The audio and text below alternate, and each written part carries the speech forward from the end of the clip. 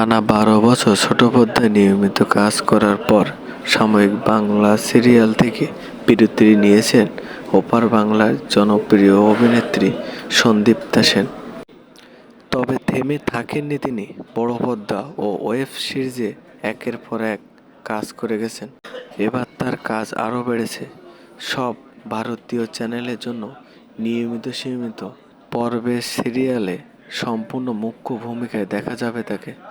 এই কাজের সুবাদে কলকাতার নিজের জায়গা, মা বাবা ও স্বামীকে ছেড়ে এখন চণ্ডীগড়ে রয়েছেন সদীপ্তা।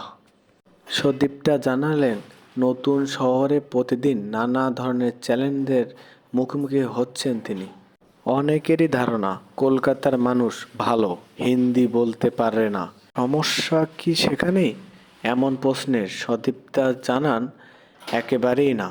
আমি কলকাতা ভবানীপুরে বড় হয়েছি। হিন্দি বলতে আমার খুব একটা অসুবিধা হবে না।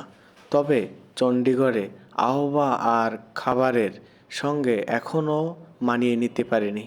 পেশাদার অভিনেত্রী হিসেবে সবসময়ই ভিন্ন চরিত্রে কাজ করার ইচ্ছা রাখেন তিনি। এবার চ্যালেঞ্জ আরও বড়, একজন পাঞ্জাবি মেয়ে হিসেবে অভিনয়। যদিও পরিস্থিতি খুব বেশি সময় হাতে পায়নি, কারণ শুটিং শুরু হওয়ার মাত্র 5 দিন আগে চরিত্র ও গল্প সম্পর্কে জানিয়েছিলেন।